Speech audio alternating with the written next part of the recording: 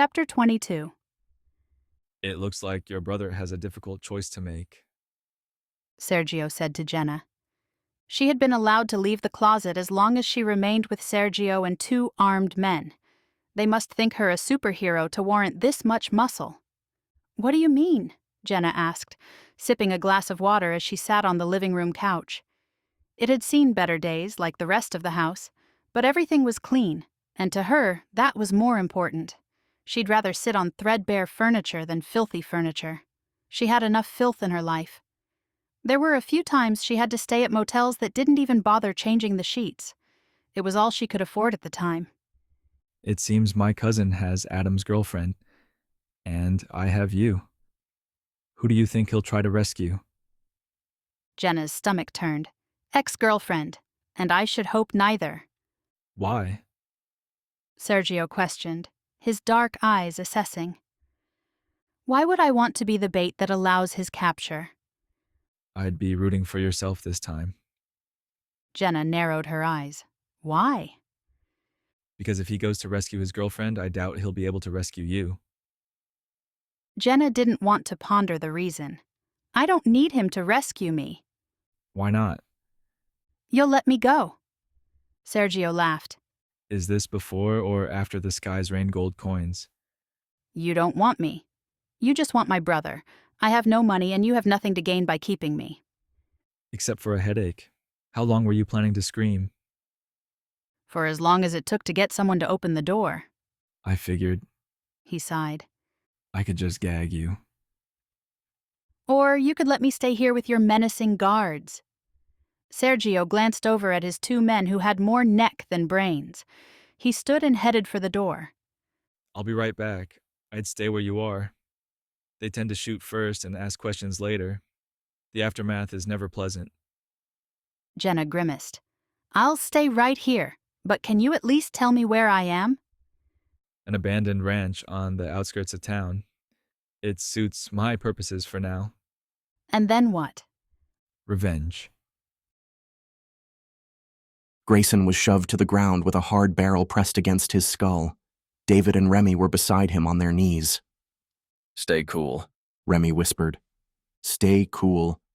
Grayson nearly laughed. How could this possibly get worse? Jenna had been kidnapped, and he couldn't do a damn thing about it because he was about to become target practice for these gunmen. Stay cool. He used to say it to his business partners right before high-tension takeovers. But this was nothing like that. Or was it? Grayson gave a slight nod of acknowledgement. If they wanted cool, that's what he'd be, no matter how horribly it grated. He ran over possible scenarios while listening to the Spanish-speaking men. He didn't have a clue what they were saying, but it seemed as if Remy did from the way his eyes flickered every once in a while. Grayson would follow Remy's lead. They were each held down by one man. The remaining two stood in front of them. He hoped Remy would do something soon. 5 men against 3, 5 guns against 2. Grayson normally liked odds, especially when it came to house odds at his casino, but this didn't sit so well.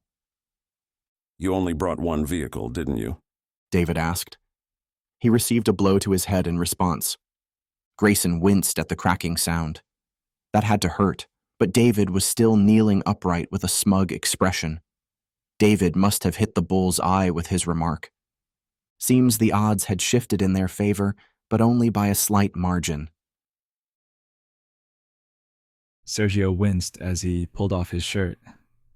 Still hurts, doesn't it? The feminine voice asked. He ignored the question and looked down at the bandage that slashed across his chest, stained with blood. You need stitches. I don't need anything, Sergio hissed as he peeled off the bandage.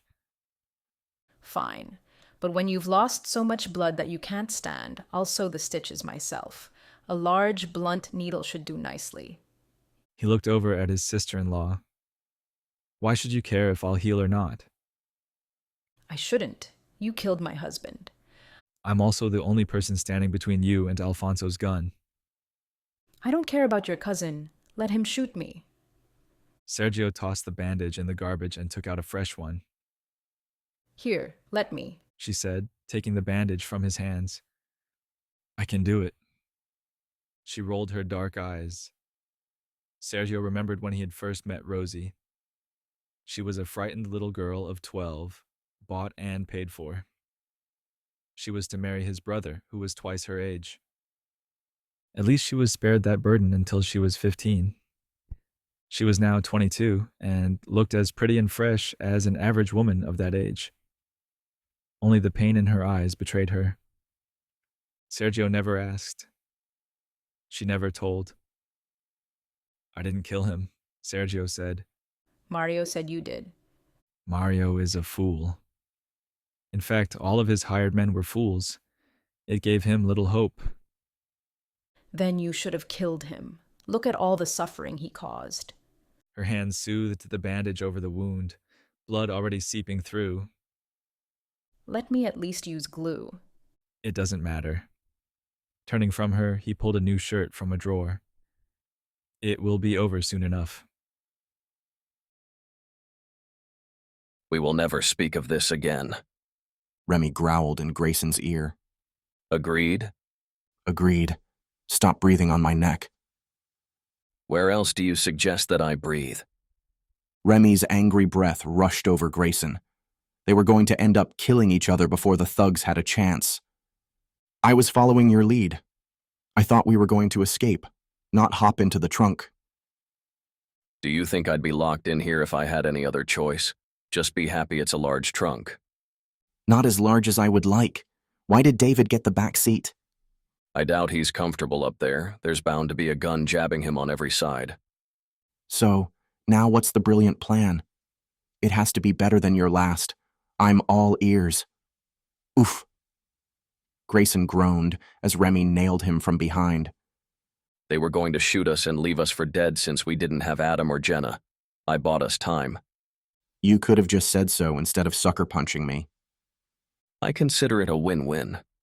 Grayson ignored Remy's smug voice. And now what happens?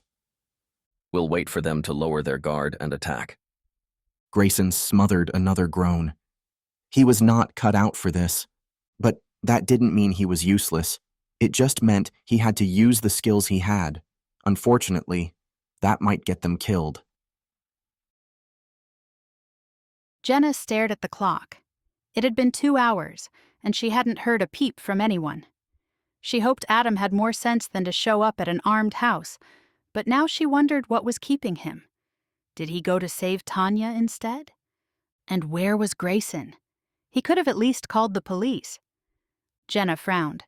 Something told her the cops wouldn't be invited to this. She was so far in over her head, she had to look down to see the clouds. I see you haven't moved. Thank you. Jenna glanced behind her to find Sergio had returned, wearing a different shirt. I don't think he's coming, Jenna said. I had hoped he wouldn't. But now you're afraid he went to rescue the girlfriend instead? Ex-girlfriend, but yes. Why are you so sure she's an ex-girlfriend? Sergio asked, sitting in a chair. Jenna shrugged. They broke up many times and she's very manipulative. I really thought he'd finally had enough. Hearts can be blind. Jenna eyed Sergio. Is your heart blind? They all are. Jenna nodded, thinking of Grayson. I think you're right. Sergio paused. You're not afraid of me, are you? No, I saw a picture of you and Nadia on the internet. You seemed happy. You know Nadia? No, but I seem to be the only person who doesn't. He smiled. It's amazing how people's paths cross. I'm sure you'll meet her eventually. Jenna didn't know if that was a good thing. She wasn't afraid of me either. Sergio said as he stood. I'll see if I can find anything out about Adam. Thank you, Jenna said. Before Sergio could leave, she asked, Can I use your computer? No. But I have work to do. I'm under a deadline. Think of this as a mandatory vacation. Jenna wrinkled her nose. Sergio walked over to an end table and opened the drawer. He took out a pad of paper and pen, tossing them on the coffee table in front of Jenna. Old school style. Jenna picked up the paper and pen with a sigh. It was better than nothing. If she was stuck here, at least she could get some work done. It'd help take her mind off of everything else. For now, Grayson's knees were beginning to bruise from the amount of times he had been shoved down onto them. He was currently kneeling in front of a man sitting at a solid oak table, eating from a platter heaped with meat. You were supposed to kill them. The man drawled, tossing down his napkin. He sat back and eyed the three men on their knees. Grayson leveled his gaze. There was nothing to gain by acting weak. He needed information that he could use.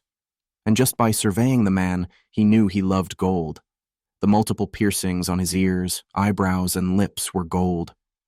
It dripped from his neck in thick chains. Each finger wore a gaudy ring, one that spanned 3 fingers. He was encrusted with gold. Even a few of his teeth were capped with the precious metal. This man, who had to be in his late 30s, had a weakness, and Grayson was going to feed into it. The man stroked his short beard and smiled, flashing them with gold. I'm sorry, gentlemen, he said in a thick accent. He stood to walk around the table, nearing his men. It seems they can't follow a simple order. I told them to kill everyone. They need a refresher in obeying. His tattooed arm launched, punching a man. The rings ripped across the man's cheek, bloodying his face. The man winced but stood his ground, taking the abuse without protest. I guess introductions are in order. He walked to the table and picked up his napkin, wiping the blood off his hand. I'm Alfonso Ortugas. I assume one of you pleaded with my men to save your necks. So, what was it? What pathetic bribery did you offer? I'll pay off Adam's debt, Grayson blurted, realizing he should have done it right away. It would have saved them all from this. And what was 100,000 to him? He'd gladly give it away to help someone and keep his knees their normal color. You're gonna pay off his debt? Grayson nodded. Why?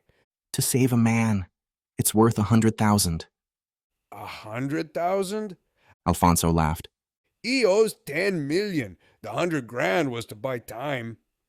Grayson didn't blink at the exorbitant amount, but he felt it as a punch to his gut. 10 million was a little different than 100 grand. Still, it was only a small gouge to his account. And it's not just for one life, Alfonso continued. I count 3 in front of me, plus the boy, his sister, and his girlfriend. That's 6 lives, no? 10 million for 6 lives, and the debt is cleared, Grayson offered. Alfonso stroked his beard again. And who will honor the blood debt? Blood debt? Alfonso smiled, his gold teeth flashing once again. No one leaves here unless the blood debt is paid. 1 bullet for 1 life. Sergio slammed the phone down. He should have never agreed to go to Grayson's house. He just wanted the girl to lure Adam. He knew Alfonso would come for him. 1 bullet for 1 life was the latest information he'd received. By the time Sergio was through, Alfonso would have a dozen lodged in him. The final shot would be for his mother. Sergio pushed away the pain eating away at his insides. He would know revenge, but now it seemed as if he had to plan a rescue before Alfonso killed again. Sergio couldn't have more deaths on his conscience. He had enough blood on his hands. Before he left, he checked on Jenna, who was scribbling frantically on the pad of paper, stress etched on her face. He turned to leave, but was stopped by her voice. Take me with you. Sergio looked over. I can't, I heard what you said on the phone. The walls are thin. she said, unshed tears brimming in her eyes. Take me with you. I can't.